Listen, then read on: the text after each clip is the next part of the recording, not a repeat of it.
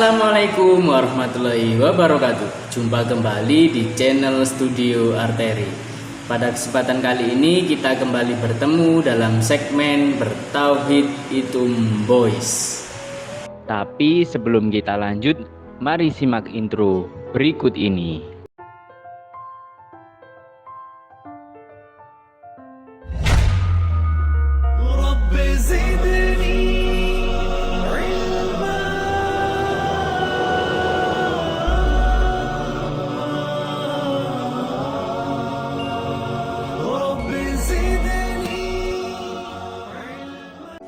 Bismillahirrahmanirrahim. Alhamdulillahirabbil alamin alladzi arsala rasulahu bil huda wa dinil haqq liyudhhirahu ala dini kulli wa kafa billahi syahida. Asyhadu alla ilaha illallah wahdahu la syarikalah wa asyhadu anna Muhammadan abduhu wa rasuluhu la nabiyya ba'da. Allahumma sholli wa sallim wa barik ala nabiyyina Muhammad wa ala alihi wa ashabihi ajmain. Rabbi sidni ilma warzuqni fahma. Subhanaka la ilma lana illa ma 'allamtana innaka antal alimul hakim. Rabbi shrah li sadri wa yassir li amri wahlul 'uqdatam lisani yafqahu qawli. Amin amin ya rabbal alamin. Alhamdulillahirabbil alamin, kita masih diizinkan untuk kembali bertemu dalam Ramadan 1445 Hijriah ini. Namun tidak terasa bulan Ramadan berjalan sangat cepat sekali, sehingga pada hari ini kita sudah di akhir, di penghujung bulan Ramadan, di tanggal 29 Ramadan. Semoga segala amal perbuatan, segala ikhtiar kita, ibadah kita, dan puasa kita diterima oleh Allah Subhanahu wa Ta'ala dan dilipat gandakan segala pahala yang kita dapatkan. Amin ya rabbal alamin. Kita sudah ditempa selama 1 bulan penuh di bulan yang mulia ini. Untuk finishnya kita dituntut menjadi pribadi yang lebih baik lagi, pribadi yang la'alakum tattaqun, pribadi yang bertakwa kepada Allah Subhanahu wa Ta'ala. Seperti nas di dalam Quran surat Al-Baqarah ayat yang ke-183. A'udzubillahi minasyaitonirrajim. Ya ayyuhalladzina amanu kutiba alaikumusiyam kama kutiba alal ladzina min qablikum la'alakum tattaqun. Yang artinya, wahai orang-orang yang beriman, diwajibkan atas kamu berpuasa sebagaimana diwajibkan atas orang-orang sebelum kamu, agar kamu sekalian bertakwa. Berdasarkan nas dari Quran surat Al-Baqarah ini jelas finish atau puncak dari kita menjalankan rangkaian ibadah puasa dan juga amal-amal di bulan suci Ramadan ini. Finishnya adalah menuntut kita untuk menjadi hamba yang la'allakum tattaqun, yang bertakwa hanya kepada Allah Subhanahu wa Ta'ala. Lantas apakah hanya di bulan suci Ramadan ini kita senantiasa istiqomah dalam tadarus, tilawah, sholat malam, qiyamul lail, sedekah, berinfak dan sebagainya?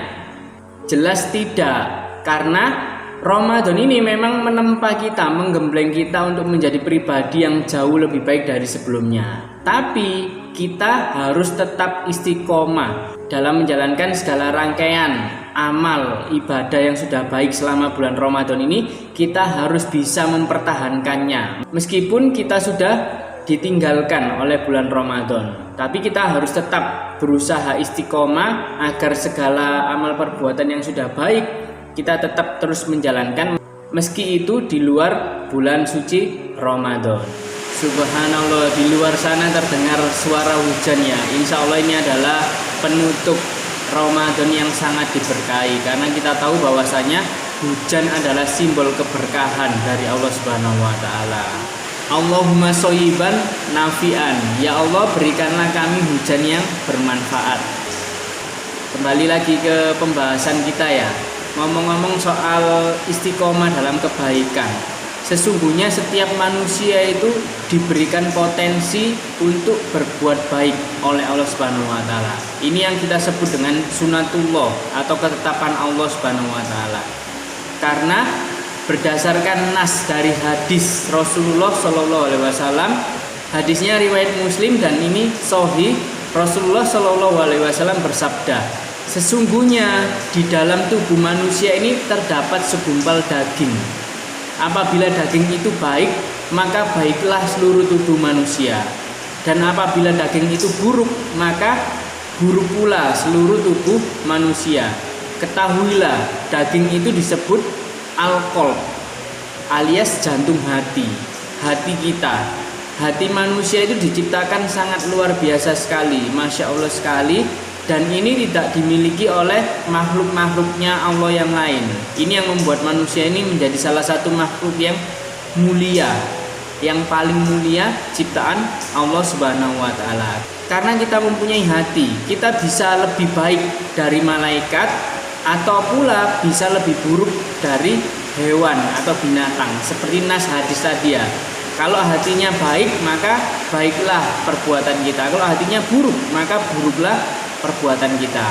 Kalau malaikat memang diciptakan tanpa adanya hawa nafsu, karena hawa nafsu itu bergerak atau bergulirnya dari hati kita. Kalau hewan tidak diberikan akal, sehingga mereka hanya menjalankan aktivitas kehidupan mereka berdasarkan ketetapan sunatullah yang sudah diberikan kepada hewan masing-masing. Kalaupun hewan-hewan ini bisa berbuat sesuatu, melakukan aktivitas tertentu, itu berdasarkan insting atau naluri yang sudah disematkan oleh Allah Subhanahu wa Ta'ala kepada hewan-hewan tersebut. Bedanya manusia, malaikat, dan hewan seperti itu. Malaikat diciptakan hanya taat saja, wajar, karena tidak diberikan hawa nafsu, tidak memiliki qalb, jantung hati. Hewan memiliki hati, tapi dalam hati bukan jantung hati, tapi hawa nafsu tanpa diberikan akal. Karena hati manusia ini bisa menggerakkan akal pikiran, bisa menggerakkan hawa nafsu juga. Jadi seimbang, manusia itu berada di tengah-tengah, malaikat, manusia, hewan. Jadi kalau manusia ini berbuat baik, maka dia akan menjadi insan kamil, melebihi malaikat. Karena sudah mempunyai hawa nafsu, mereka bisa mengendalikan hawa nafsunya untuk taat kepada Allah. Maka tingkatnya akan lebih tinggi dari malaikat derajatnya. Begitupun sebaliknya, manusia diberikan hawa nafsu dan juga akal untuk berpikir mana yang baik, mana yang buruk. Tapi kalau dia hanya mengedepankan hawa nafsunya, maka dia tidak lebih baik dari seekor hewan yang hanya menuruti hawa nafsunya tanpa bisa berpikir mana yang baik, mana yang buruk.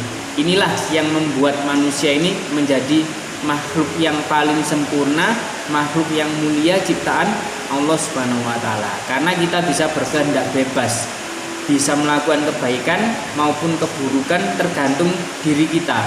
Tapi pada dasarnya setiap manusia ini diberikan potensi untuk berbuat baik dari qalb itu tadi, atau jantung hati. Agar kita bisa tetap istiqomah dalam kebaikan, kita bisa mengikuti sunnah, contoh yang diberikan oleh Rasulullah Shallallahu Alaihi Wasallam. Yakni ada sebuah doa, yang doa ini sangat luar biasa sekali kalau kita amalkan setiap hari, agar kita bisa menjadi orang yang istiqomah dalam kebaikan.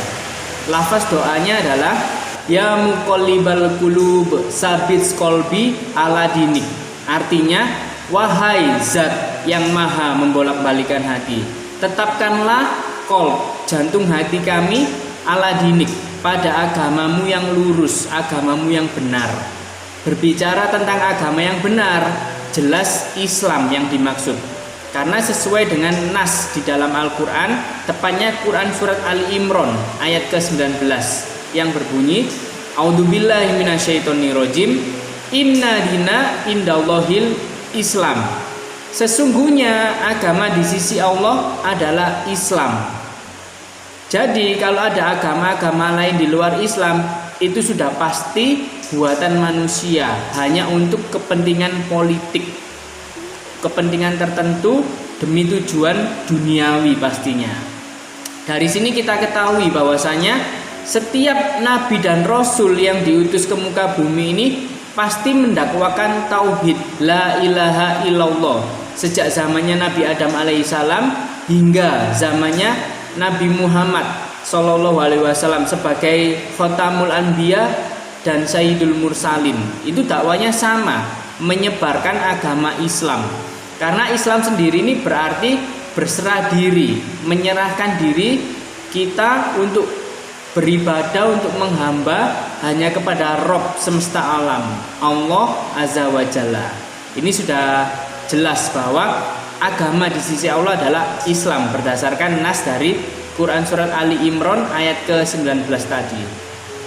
Nah, kalau di dalam Al-Quran kita ketahui bahwasanya Nabi dan Rasul itu berjumlah 25 yang disebutkan. Kisahnya ada di dalam Al-Quran.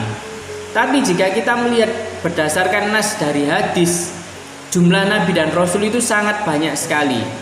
Nabi jumlahnya 124.000, sedangkan Rasul jumlahnya 315. Nah, di sini kita memahami ternyata Nabi dan Rasul itu memiliki perbedaan, karena dijelaskan bahwa Rasul jumlahnya 315 sedangkan Nabi 124.000.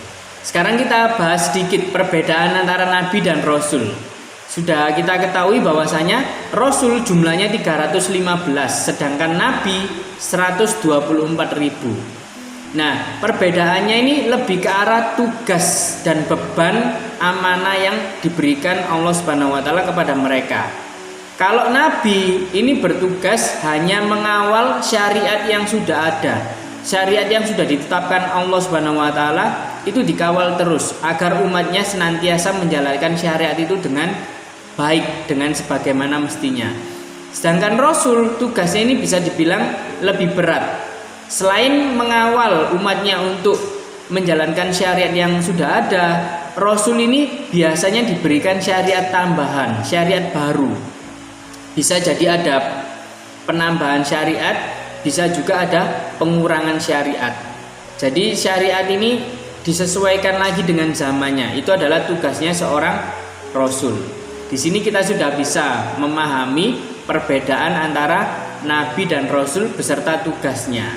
Kalau Rasul sudah pasti Nabi, sedangkan Nabi belum tentu Rasul, karena perbedaan tugas dan amanah yang diberikan oleh Allah Subhanahu wa taala. Itu tadi terkait nas dari Al-Quran bahwa agama di sisi Allah adalah Islam. Quran surat Ali Imran ayat ke-19. Jadi dari lafaz doa yang awal tadi, ya muqallibal qulub tsabbit qalbi ala dinik, wahai zat yang maha membolak-balikkan hati, tetapkanlah jantung hati hamba kepada agamamu yang lurus. Itu adalah doa agar kita bisa senantiasa istiqomah dalam kebaikan, istiqomah dalam iman, Islam, tauhid, la ilaha illallah. Selain nas dari doa tersebut, kita bisa menambahkan juga. Ini masih dalam Quran surat Ali Imran, tepatnya ayat ke-8 yang berbunyi, A'udzubillahi minasyaitonirrajim, Rabbana la tuzigh qulubana ba'da idz hadaitana wa hab lana min ladunka rahmah innaka antal wahhab. Yang artinya, Rabbana la tuzigh qulubana, wahai Rabb, jangan condongkan hati hamba kepada kesesatan. Ba'da idz hadaitana, setelah engkau berikan petunjuk kepada hamba. Wahablana min ladunka rahmah, dan berikanlah hamba rahmat dari sisimu. Innaka antal wahhab, sesungguhnya engkaulah yang maha pemberi karunia. Shadaqallahul azim, maha benar firman-Nya. Jadi dua doa ini bisa kita amalkan sehari-hari agar kita tetap istiqomah di dalam agama Islam, agama yang lurus, agama yang benar, sesuai dengan nas di dalam Al-Quran juga. Lebih tepatnya Quran surat Al-Fatihah yang senantiasa kita baca setiap hari saat sholat fardu paling tidak ya. Ihdinas syirotol mustaqim, ya Allah tunjukilah kami jalanmu yang lurus. Jalan yang lurus itu pasti dinul Islam, seperti yang sudah kita bahas sebelumnya. Jadi dalam berislam itu kita harus istiqomah berada di jalan yang lurus. Tidak boleh terlalu condong ke kiri, tidak boleh juga terlalu condong ke kanan, karena Islam itu lurus. Islam ya Islam, tidak ada Islam A, Islam B, Islam C dan sebagainya. Kalaupun ada semacam Muhammadiyah, NU, Persis, Al-Irsyad, dan sebagainya, itu adalah organisasi masyarakat atau ormas. Yang penting kita mengikuti Islam sesuai tuntunan Quran dan hadis. Kalau sudah di luar itu, kita harus buang jauh-jauh, karena itu sudah condong kepada kesesatan. Islam yang benar itu berpegang teguh pada Ahlus Sunnah wal Jamaah. Ahlus Sunnah itu maksudnya adalah pengikut sunnah. Sunnah dalam hal ini adalah Rasulullah Shallallahu Alaihi Wasallam. Sedangkan wal Jamaah itu adalah para sahabat utama maupun tabiin, dan seterusnya sampai generasi kita sekarang ini. Jadi Ahlus Sunnah wal Jamaah, aswaja itu adalah Islam yang lurus sesuai dengan nas di dalam Al-Fatihah, ihdinas sirotol mustaqim. Tunjukilah kami jalan yang lurus. Kalau kita terlalu kiri bahaya. Kita akan menjadi orang yang berfaham radikal, Wahabi, takfiri, suka mengkafir-kafirkan orang lain sesama Islam. Kalau di luar Islam kafir wajar, karena memang mereka kafir. Tapi kalau sesama Islam dikafirkan, ini yang tidak benar. Nah, kita tidak boleh terlalu kiri karena akan menjadi seorang Wahabi yang berfaham takfiri. Terlalu kanan juga bahaya, sama saja. Kalau terlalu kanan kita akan menjadi orang yang liberal, berfaham pluralisme, menganggap semua agama itu benar, semua agama itu sama. Nauzubillahi min zalik. Karena jelas-jelas bahwa agama di sisi Allah adalah Islam. Inna dina indallahil Islam. Tapi orang-orang liberal berpendapat semua agama itu sama, semua agama itu benar, semua agama itu baik. Dengan konsep pluralismenya ini sangat menyesatkan sekali kalau kita terlalu condong ke kanan. Jadi condong ke kiri tidak boleh, condong ke kanan pun tidak boleh. Yang benar adalah lurus, ihdinas sirotol mustaqim. Inilah yang ingin saya sampaikan dalam pertemuan kita kali ini, agar kita senantiasa istiqomah di dalam kebaikan meskipun kita meninggalkan bulan Ramadan 1445 Hijriah. Semoga segala amal perbuatan kita selama di bulan suci Ramadan ini diterima oleh Allah Subhanahu wa taala dan dilipat gandakan pahalanya. Allahumma taqabbal siyamana, Allahumma taqabbal siyamana, Allahumma taqabbal siyamana, Allahumma taqabbal ruku'ana wa sujudana, Allahumma taqabbal tilawatina, Allahumma taqabbal shadaqatina. Ya Rahman ya Rahim bi rahmatika ya arhamar rahimin. Allahumma innaka afuwun tuhibbul afwa fa'fu anna. Allahumma innaka afuwun tuhibbul afwa fa'fu anna. Allahumma innaka afuwun tuhibbul afwa fa'fu anna. Ya Rahman ya Rahim, ya Allah balikna Ramadan, ya Allah balikna Ramadan, ya Allah balikna Ramadan. Allahumma rabbana taqabbal minna innaka antas samiul alim wa tub alaina innaka antat tawwabur rahim. Ya muqallibal qulub tsabbit qalbi ala dinik. Rabbana la tuzigh qulubana ba'da idh hadaitana wa hab lana min ladunka rahmah innaka antal wahhab. Amin amin ya rabbal alamin. Alhamdulillahirabbil alamin. Mohon maaf jika ada salah-salah kata ataupun perbuatan. Jika ada benarnya, itu mutlak datangnya dari Allah Subhanahu wa taala. Terima kasih atas perhatiannya. Subhanakallahumma wa bihamdika asyhadu alla ilaha illa anta astaghfiruka wa atubu ilaik. Wassalamualaikum warahmatullahi wabarakatuh. Gema takbir pun berkumandang. Ryan dan keluarganya bersiap untuk sholat Idul Fitri di masjid. Selepas sholat Idul Fitri, Ryan dan keluarganya pun saling bermaafan dengan tetangga kanan kirinya. Kemudian dia pun bersiap untuk melaksanakan mudik karena sudah tidak sabar bertemu dengan keluarga di kampung halaman. Kak Rani pun memanggilnya agar segera keluar karena ayahnya sudah menunggu di depan dan bersiap untuk berangkat. Ryan dan keluarganya pun menikmati perjalanan mudik saat itu karena dengan suguhan pemandangan alam yang Masya Allah luar biasa sekali, mereka tidak henti-hentinya untuk mengucapkan kalimat thayyibah sepanjang perjalanan. Setibanya di kampung halaman, Rayyan pun berjumpa dengan keluarga yang dicintainya. Taqabbalallahu minna wa minkum syamana wa syamakum minal aizin wal faizin. Mohon maaf lahir dan batin. Selamat Hari Raya Idul Fitri 1445 Hijriah. Allahu Akbar.